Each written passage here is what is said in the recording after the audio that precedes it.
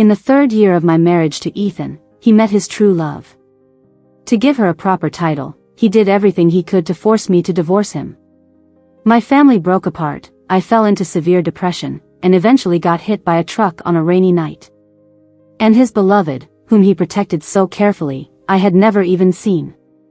Living a second life, I've decided to let it all go, just waiting for a divorce and the settlement to leave. But who knew, Ethan wouldn't let go this time. The banquet hall was filled with laughter and chatter. I sat in a corner, listening to the young actress Carrie talking to her manager nearby. "Why don't you go say hi to Ethan?" her manager asked Carrie. Carrie looked a bit uneasy. "Ethan doesn't like being too high profile." Her manager chuckled. "True, for someone like him, he's always the center of attention. Getting photographed wouldn't be good for you. He's just protecting you." Carrie blushed and said shyly, "Ethan is really nice to me. The other day, my car broke down, so he got me a new one recently. He even asked me where I'd like to buy a house." Her manager looked a bit envious. "Well, keep it up. Ethan likes you so much, go for it. Besides, his wife is just a placeholder." I swallowed a bite of chestnut cake. That placeholder wife they talked about is me. But it's no wonder they don't take me seriously. I've been married to Ethan for 3 years, and he's never been free of scandals. Even though he's not in the entertainment industry, the gossip columns are always full of Mr. Ethan's stories. In the past life, if I heard this kind of talk, I would definitely use my power to demand an explanation. In this life, these words can no longer stir any emotion in my heart.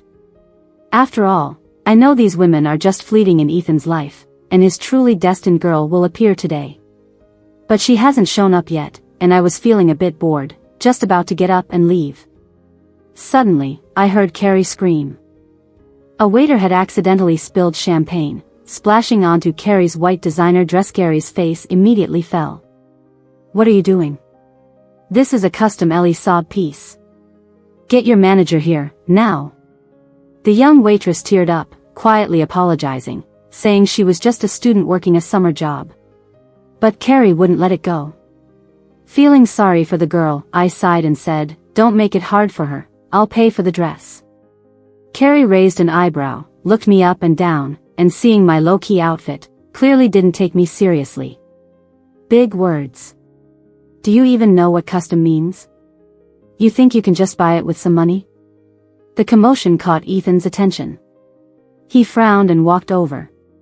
Carrie, seeing her savior, quickly grabbed Ethan's arm and said pitifully, "Ethan, this waiter ruined the Ellie Saab dress you gave me." The young waitress froze at the sight of Ethan. Carrie proudly lifted her chin. I smirked at Ethan and said, "It's just a dress. I'll pay for it." Ethan gave me a cold look before gently comforting Carrie. "It's just a dress, I'll buy you a new one another day. You should head back." Ethan left with Carrie, and the young waitress was still in shock. I always knew Ethan attracted women, but I didn't expect even such a young girl to be drawn to him. I glanced sympathetically at the girl and was about to leave. But she called me, "Thank you today. Can I get your contact info and treat you to a meal sometime?" I waved her off. "It's nothing. Don't worry about it." Just as I was about to go, the head waiter came over, scolding her softly, "Linda, how could you be so careless?" A bolt of lightning struck my mind. I turned sharply to look at the girl. It was her. She was the one that Ethan, in the last life, severed ties with his family and forced a divorce to give her a proper title. My family and Ethan's family were tied in a business marriage, and a divorce would have massive financial implications. But Ethan didn't care and was determined to divorce, even offering me a generous financial settlement. Unfortunately, I couldn't see it then. I only wanted him, not money. I had loved him for 6 years. How could some girl come out of nowhere and take him away so easily? I used every means to refuse the divorce, pushing Ethan to become my enemy step by step. Eventually, Ethan used ruthless methods to force me to divorce, and I died heartbroken and depressed. Living again, I don't want to play the evil supporting character in someone else's story. Nor do I wish to be belittled and driven into self-doubt by someone who doesn't love me anymore. I remembered when I first found out about Linda, I used all my contacts to try and see her. When Ethan found out, he immediately warned me that if I dared to touch Linda, he would terminate our two families' business cooperation. I cried and asked Ethan, what does she have that I don't? He looked at me with disgust. Linda is innocent and lively, the embodiment of all goodness apart from her background. She's better than you in every way. After being reborn, I came to understand many things. For instance, when it comes to feelings, there's no rhyme or reason. I accept my defeat. But I can't help but be curious to see what makes this person so special. Now I've seen her. Looking at the pretty young girl in front of me, I have to admit, she does embody the word goodness. Hello? Linda called me. You wanted to exchange contact info? You scan me? As if possessed, I added Linda's contact info.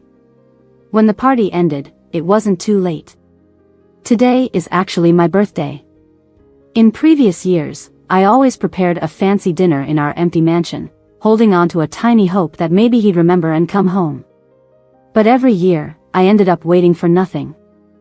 I would find an excuse for Ethan's absence, then quietly blow out the candles, telling myself, Jesse, happy birthday. I always thought, after all these years, even a block of ice should have melted. Living again, I won't go back to that empty house waiting for him like a fool. Before I met him, I hated waiting for people the most. I made up my mind and told the driver, turn around, let's go to the Arctic Sea. On the way, I unexpectedly saw Ethan's car parked by the roadside, next to a bicycle that had fallen. It looked like there had been an accident. Looking more closely, I noticed what seemed like bloodstains on Linda's leg. Ethan was supporting Linda and told Carrie in the car, you go back first. Carrie, whose face was filled with reluctance, had her window rolled down. Ethan saw my car and gestured wildly, wanting me to stop. Expressionless, I rolled up the window and told the driver to speed up. In the rearview mirror, I saw Ethan's stunned expression.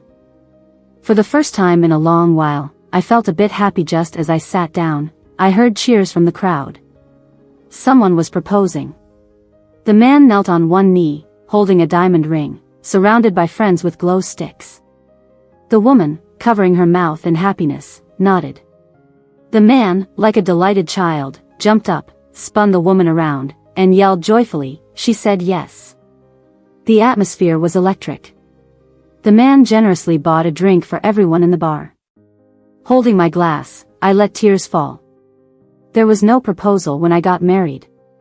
Back then, Ethan's uncle was gravely ill, and his dying wish was to see our families unite. He held my hand and said, Jesse, I'm at peace, leaving Ethan in your care. Ethan had to marry me for his father's dying wish.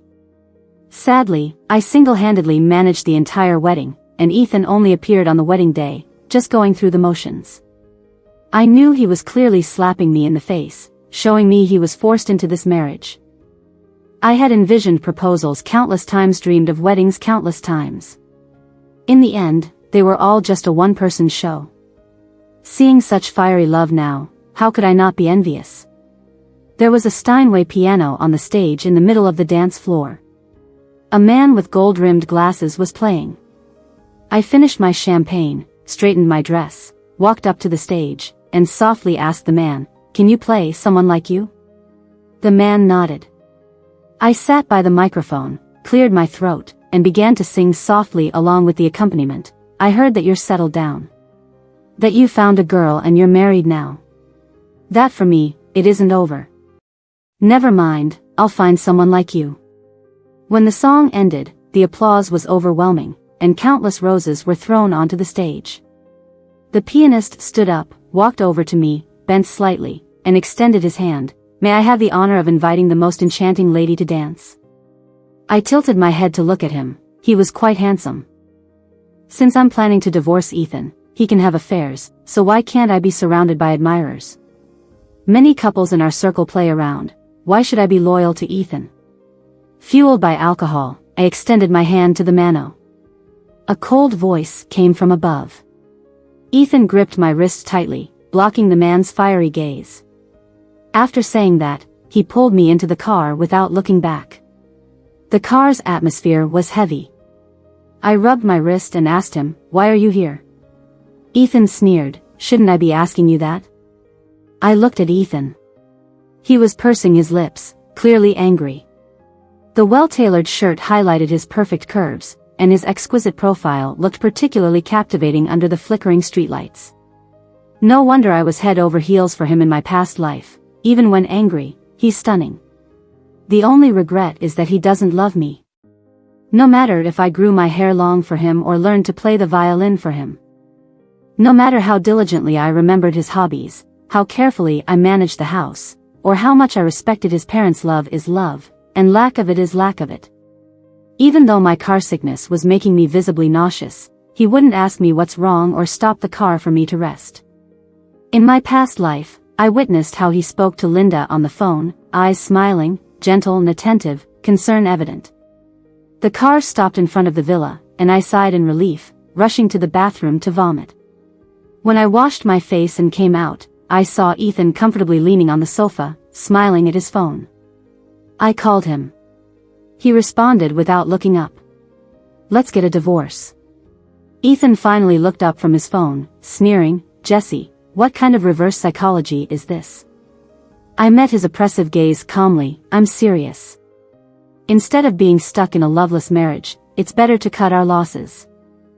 Ethan still wore a nonchalant smile, though his eyes seemed darker. "You insisted on marrying me, and now you're the one asking for a divorce. What do you think of the song Family? Did you fall for the guy from tonight? No wonder you went to a bar this year instead of waiting at home like every other birthday. You have a new lover?" Ethan said, loosening his tie. He walked up to me, looked down, and with one hand, lifted my chin. "What, 30 and wild? Can't bear the loneliness?" I slapped Ethan across the face. He was stunned. Quickly regaining his senses, filled with anger, he gripped my jaw tightly. "How dare you hit me? I've already proposed divorce. What else wouldn't I dare to do?" I decided to push the boundary. Ethan's face darkened. "Why? Just because I didn't spend your birthday with you? It's not the first year. Why are you making a fuss? So you do know today is my birthday. And every year, while I wait at home for you, you never come back. You're just," I choked, taking advantage of my love for you. Taking a deep breath, I stopped myself from crying. "Now listen, I don't love you anymore. I want a divorce." Ethan seemed off. Ever since I mentioned divorce, the man who came home once every half a year was now coming home frequently. I couldn't hold it in and asked. He retorted, "This is my home, why can't I come back?" There was even a time when he got drunk and started a fight. His buddies actually called me to hold him back. You should know, his group of friends used to act like I didn't exist. When I got to the scene, everyone was surprisingly respectful. Ethan had clashed with a group of trainees, who were betting on which starlet would ultimately hook up with Ethan and when I would get dumped. I suddenly understood why Ethan was angry. He was ready to settle down with Linda and didn't want anyone bringing up his past. These people probably misunderstood the situation. I cursed, "What does this have to do with me? Why call me?" His so-called friends plastered on fake smiles and said, "Isn't it because they badmouthed you behind your back and Ethan stood up for you? Talk to Ethan, don't let things get out of hand." I gave a cold laugh. "First, you called the wrong person. Second, I don't care if they gossip. Don't drag me into this. And third, what they said is actually true." I turned to leave right after that. "Who told you to call her?" Ethan's angry voice rang out. "Then should we call Linda? Or maybe Carrie? Get lost, all of you." The sound of glass bottles smashing to the ground filled the air. I glanced back at him. Ethan was staring at me, emotions I couldn't read swirling in his eyes. Ever since I mentioned divorce, I felt alive again. I began eagerly planning my post-divorce life. I had a list from before, 50 things I wanted to do with Ethan. I dug it out from a pile of old documents, crossed Ethan's name off, and started planning on fulfilling those wishes by myself. I didn't expect that right after doing the third thing, attending Taylor's concert, my mother-in-law would show up. In my previous life, she was quite nice to me, always firmly standing by my side initially. She became the second biggest roadblock in Ethan and Linda's love story. Even when Linda got pregnant, she refused to let her into the family. Thinking of this, I happily ran up to her, hugging her arm. "Mom, what are you doing here in South City? I thought your birthday is coming up, so I came to visit," she said while taking out a finely wrapped box from her bag. "Got this for you at a Japanese jewelry exhibition last month. Hope you like it." I opened the box. The sight of a large ruby made me blink. I quickly nodded. "I love it, I love it." "Where's Ethan? Why isn't he home?" "He's busy with social engagements, you know how he is." I covered for Ethan, not wanting any drama before the divorce social engagements my foot. "Every day he's out messing around, scandals everywhere. Poor thing. I left some bird's nest soup for you, go drink it." She then started dialing Ethan's number, muttering curses. To save face, I had 2 bowls of bird's nest soup before dashing back to my room. Strangely, I felt particularly thirsty that night. Half asleep, I kicked off the blanket, reaching for water. Warm lips pressed against mine, and I was enveloped by a domineering embrace. A night of passion ensued. In the morning, I initially thought it was just a dream. Until I saw Ethan lying bare beside me. I screamed, wrapping the blanket around me as I jumped out of bed. But my legs were too weak, I fell straight to the ground. Ethan chuckled, lifting me with the blanket back onto the bed. Trembling, I pointed at him. "What are you doing?" Ethan, while dressing, replied, "Looks like my mom set us up. You drank the bird's nest soup too, didn't you?" I couldn't believe it. What I failed to achieve in my past 5 years, got accomplished right before our divorce.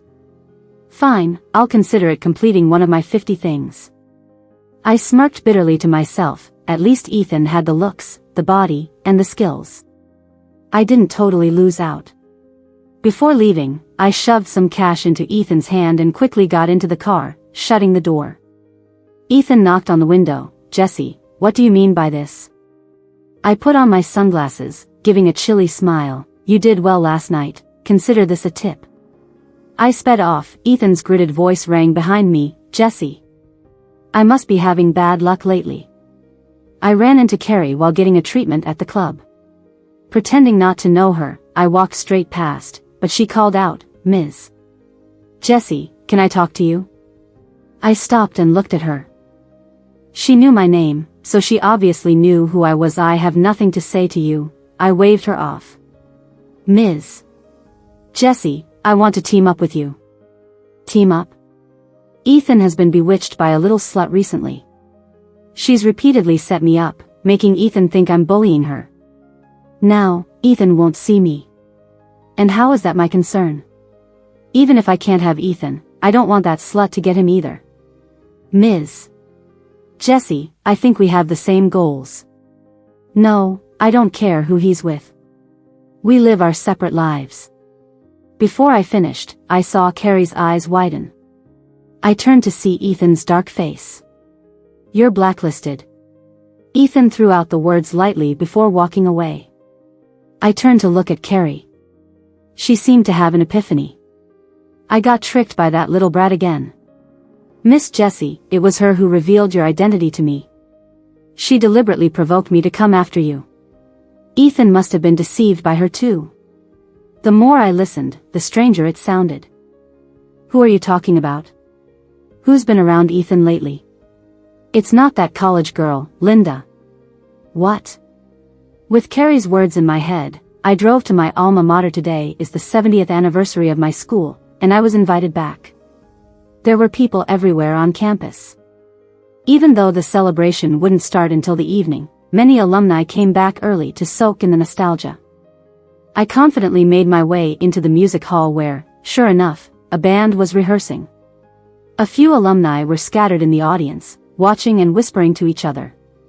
"Stop, Linda, you're off key again." The familiar voice of my teacher rang out. I followed the sound. There was Linda, glowing like a star in the center, blushing and biting her lip in embarrassment. It's really weird.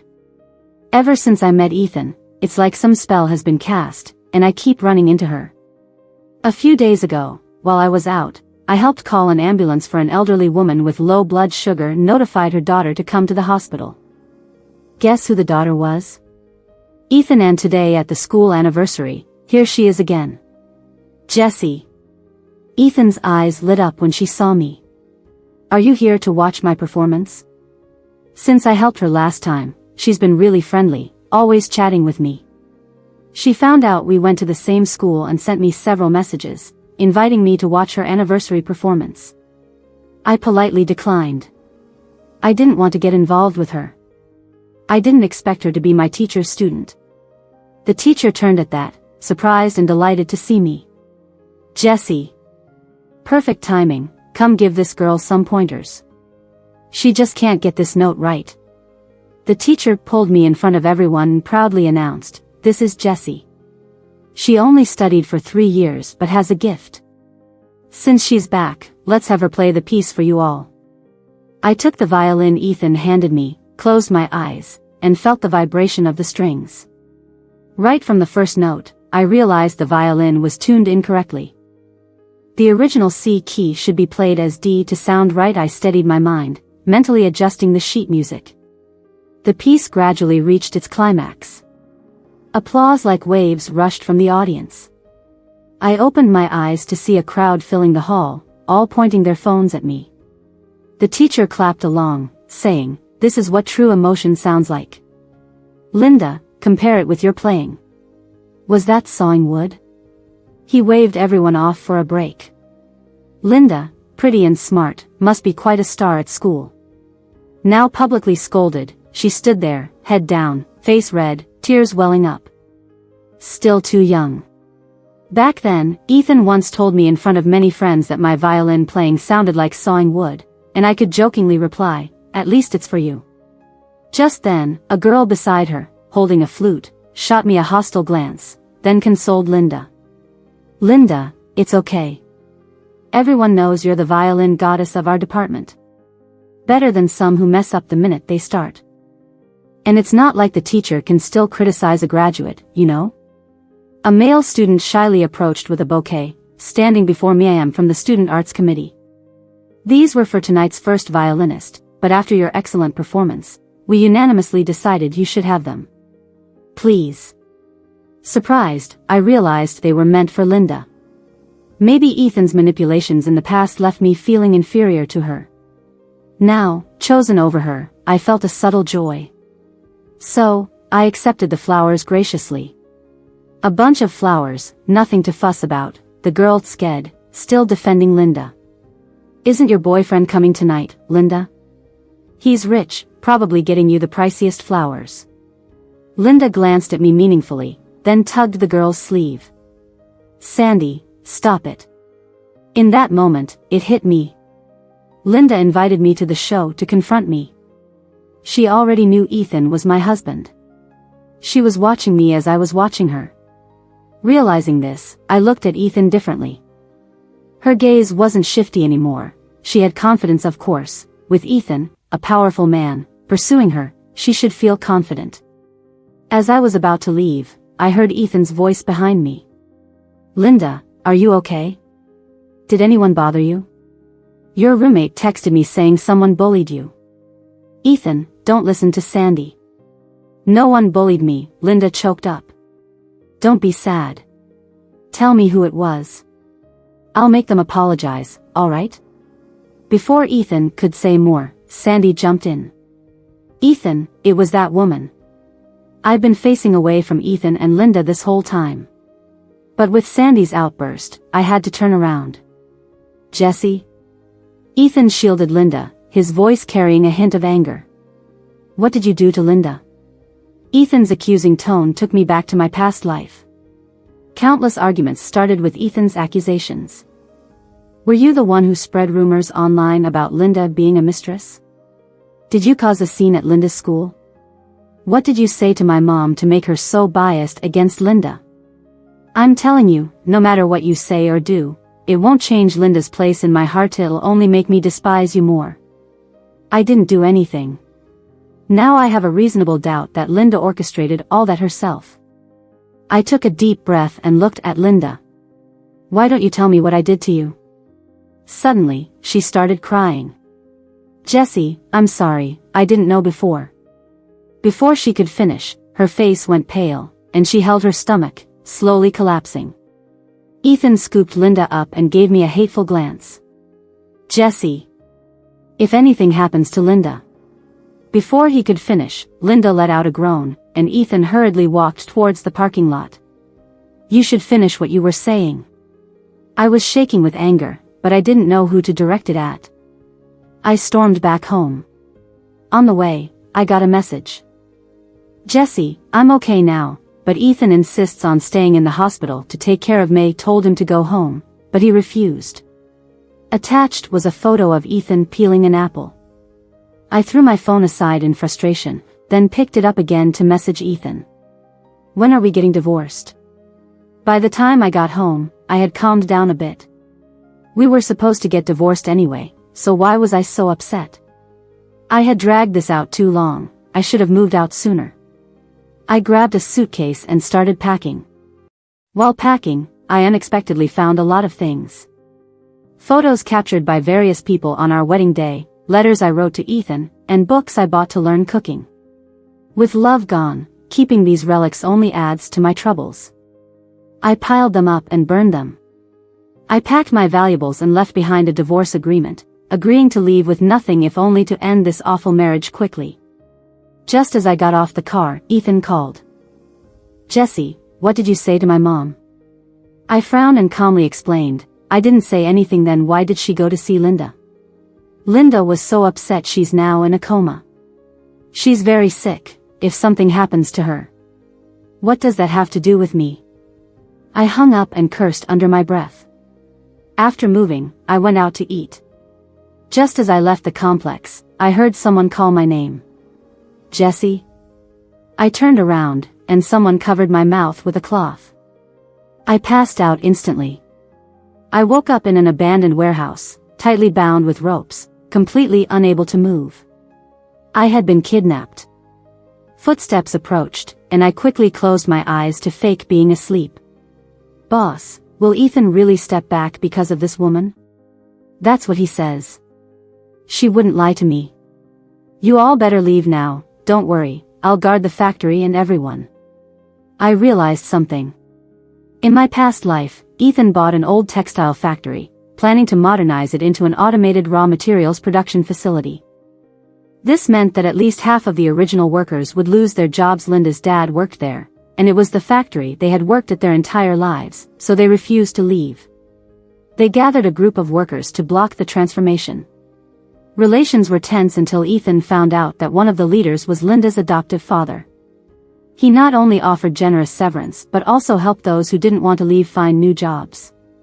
Everyone praised Linda's father, saying he had a good daughter. They said Linda had been distant before, but after this, she was completely devoted to Ethan. Could that voice belong to Linda's adoptive father? Not long after, others left, and only Linda's adoptive father stayed to watch me. A bucket of cold water was poured on my face. I had no choice but to wake up. Linda's adoptive father held a stick, looking at me menacingly. "Transfer $2 million to me." I spat out dirty water from my mouth. "I don't have that kind of money." Wham! Linda's adoptive father struck me with the stick. I felt like I was going to die. As he raised the stick again, I shouted, "Wait! Untie me first, I need my fingerprint to unlock the phone." Linda's adoptive father hesitated, thinking I couldn't escape, and untied me. I took out my phone. "I can only transfer $50K at a time, there's a limit." As I started transferring money bit by bit, I said, "I know why you kidnapped me, for the factory, right? You didn't need to. Ethan is so into your daughter. If he knows you're Linda's dad, he'll definitely back off. You didn't have to take the risk of kidnapping me." Just then, someone called. "Boss, Ethan says as long as the hostage is safe, he'll agree to our terms." Linda's father was silent for a moment. "Okay." Not long after, the phone rang again. His expression softened. "I've got her, don't worry, Linda. I know what I'm doing. This is all my idea, nothing to do with you." I won't let her ruin your happiness. He suddenly became excited. Bad news, I thought. No wonder he asked for money. He plans to kill me and run. From my past life's investigation of Linda, I knew her parents had remarried. People said Linda's adoptive father adored her, far more than her biological father. Seeing the madness in his eyes, I had a bad feeling. I had already sent out my location while he was on a call. If I could stall a bit longer. But it was too late, he had already thrown the phone and was approaching with the stick. It's all because of you. Linda is in so much pain. She loves Ethan so much, and he still won't divorce you. If you die, Linda can marry Ethan and won't suffer. One heavy hit brought back excruciating pain. I closed my eyes in despair. Jesse. Before losing consciousness, I thought I heard Ethan's voice. When I woke up, I was in a hospital room. Ethan was asleep beside me, looking shabby, unshaven. I moved slightly, and he woke up immediately. Jesse, you're awake? How do you feel? He asked joyfully, holding my hand. It hurts, I murmured. Where does it hurt? I'll call the doctor to take a look at you. Okay. Ethan hadn't been gone long when Linda wheeled herself into the room. I looked at Linda warily. What do you want? Tears streamed down Linda's face. Jesse, my dad didn't mean to do it. Please, spare him. I nodded. I know he didn't mean to. The person who meant to do it was you. Linda turned pale. Jesse, what are you talking about? I've been in the hospital sick all this time. Stop pretending. You had this plan from the start to get close to Ethan, didn't you? A perfectly good college student suddenly deciding to become a mistress. Why? I sneered. What do you know? Linda gripped the wheelchair tightly. I've liked him for a long time. Linda had an older sister named Lucy, who stayed with their dad after their parents divorced. Lucy was Ethan's ex-girlfriend. The two sisters kept in touch, and Lucy shared every detail of her relationship with Ethan with Linda. Unfortunately, Ethan's family couldn't accept Lucy's background and forced them to break up. Around the same time, Ethan's father fell gravely ill, and by some twist of fate, Ethan married me. Unable to cope with the breakup, Lucy committed suicide. You know what? Linda continued, Ethan is so wonderful, I fell for him the moment I saw his picture. I pretended to honor my sister while holding back my disgust to please my stepfather. I did it just to get the money to learn the violin, which she was best at. I copied her over and over, just so that someday, when I met Ethan, I could immediately catch his eye. And who do you think you are? You're only Ethan's wife in name because you have a good family background. If you were smart, you'd realize you can't beat me. You can't beat a dead person. If you step down willingly, I might even be generous enough to let Ethan give you some more money. Linda's lips curled up as she controlled her wheelchair closer to main a relationship. The one who isn't loved is the mistress. Suddenly, she cried out, Jesse, please, my father has been an honest man all his life. He really didn't mean to. Then she stood up from the wheelchair and collapsed heavily onto the ground. Sandy, Ethan, and the doctors and nurses rushed in simultaneously. Linda clutched her chest, gasping, holding Ethan's hand. Ethan, please beg Jesse to save my father.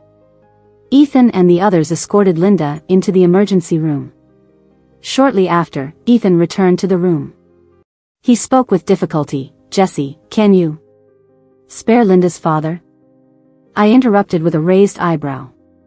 Ethan turned his head, not daring to meet my eyes, and nodded slightly. Fine. Agree to the divorce, and I'll sign the forgiveness letter, I sneered. Why? Ethan looked at me, eyes heavy. Because you trampled my heart for someone I don't even know. When I agreed to marry you, I didn't know Lucy existed.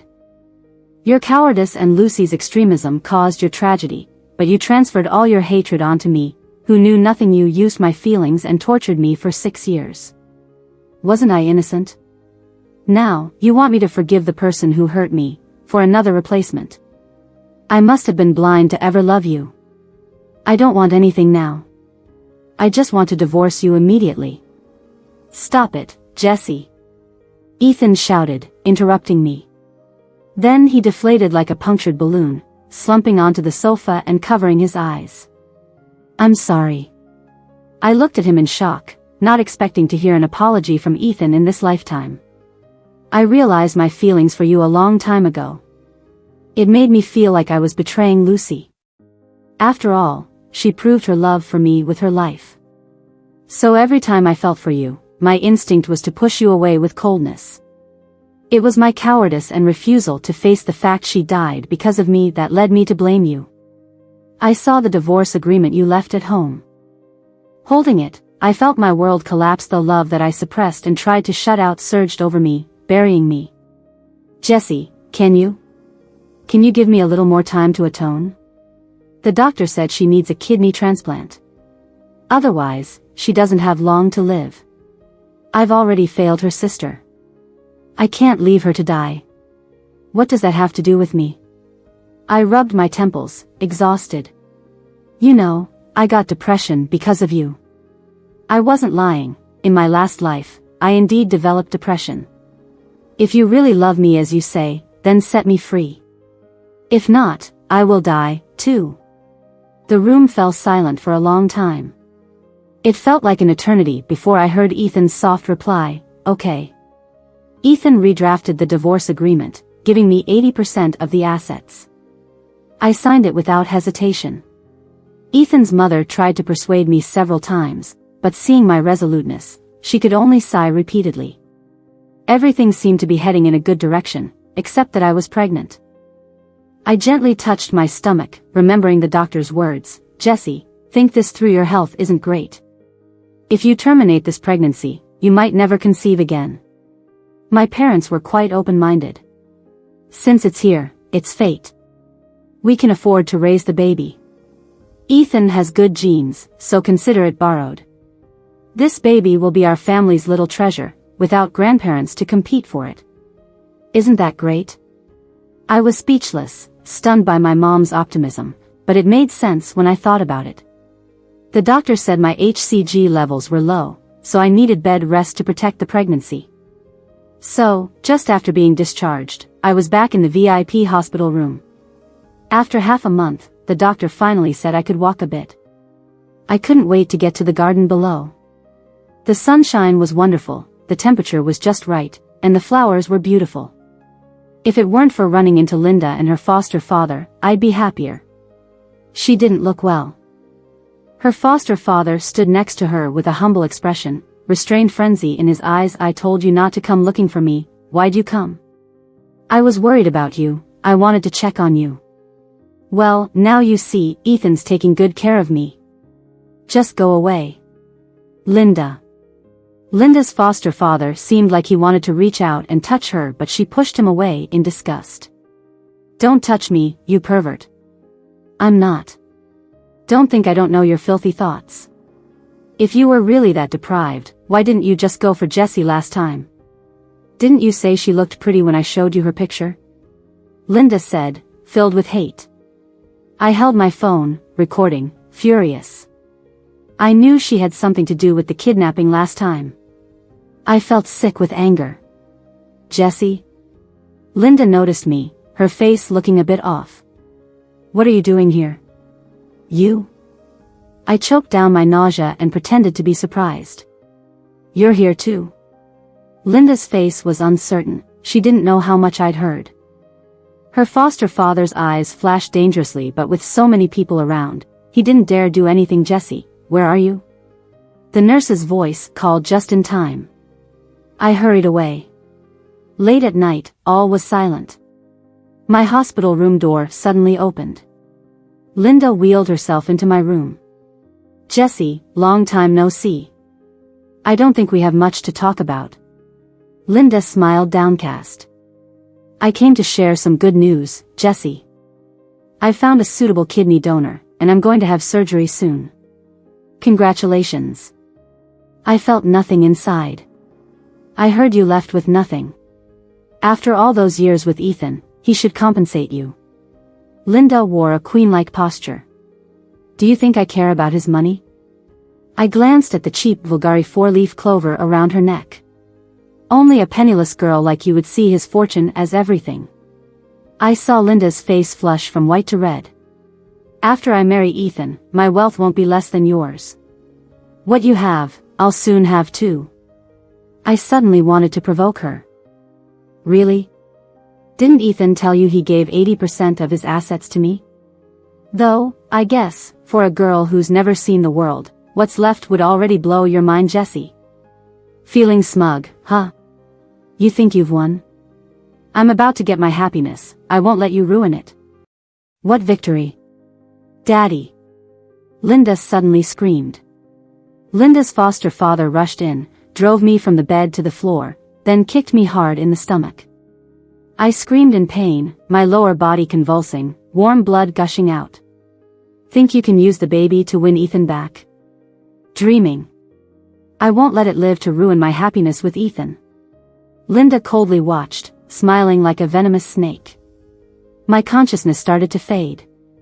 I had a dream, my parents laughing, Jessie, look at this baby. She looks just like you.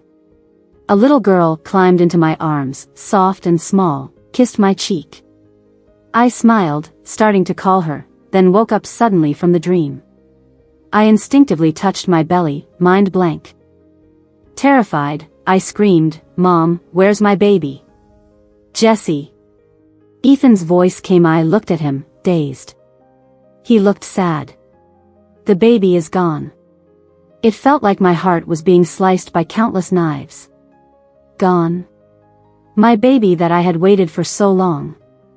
I bought her a crib, learned to knit her socks, prepared little clothes. My parents even remodeled a room for her, turned the entire garden into a playground. She never got to see any of it. Where's that murderer Linda? She killed my baby, I'm going to kill her. I roared like a caged beast. Ethan held me tightly. This isn't Linda's fault, it was her foster father. He's been taken by the police. Linda didn't expect him to suddenly go mad. She's terrified too. No. She killed my baby. She made her foster father do it. It's all her. I struggled madly. Linda's still in the ICU, she's practically dying. Why would she do this? Ethan's voice got a bit impatient. You're too emotional, you need to rest. I stopped, slowly looking up at Ethan, stiff and cold. Ethan, you don't believe me? Ethan pursed his lips, unsure how to respond. I slapped him hard. Get out. If I see you again, I'll hit you again.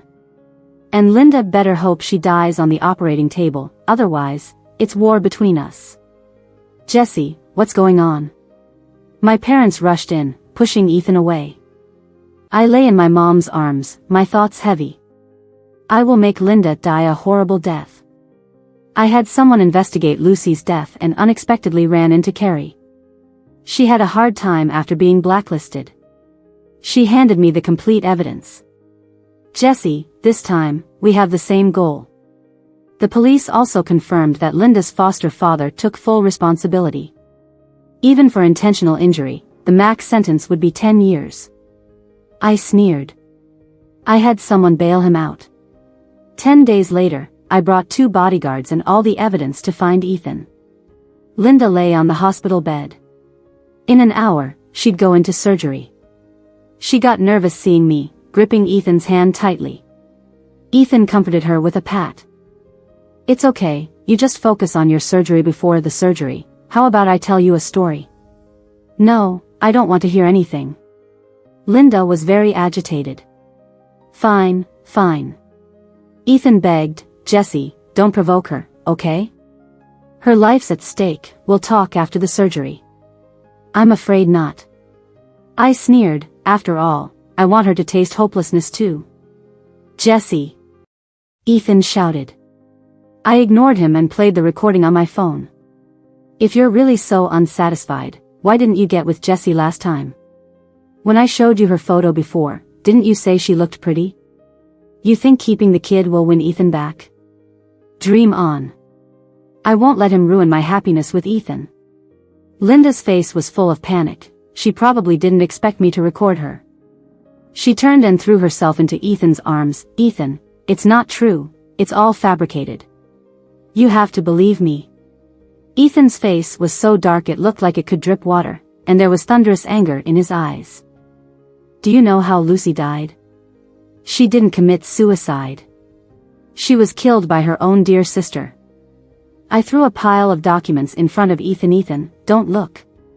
Linda screamed, grabbed the pile of documents, and tore them to pieces. Tore them up. I have more. I made plenty of copies. I said with a grin. Ethan wasn't stupid. Seeing Linda's reaction, he knew I wasn't lying. It was pathetic. The person he had cherished like treasure turned out to be the culprit who killed his beloved Lucy. He fixed his eyes on her.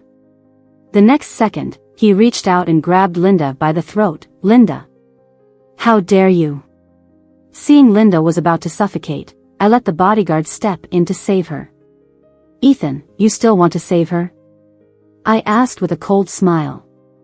No, I wish she were dead. Ethan yelled, his anger through the roof. Then it's simple.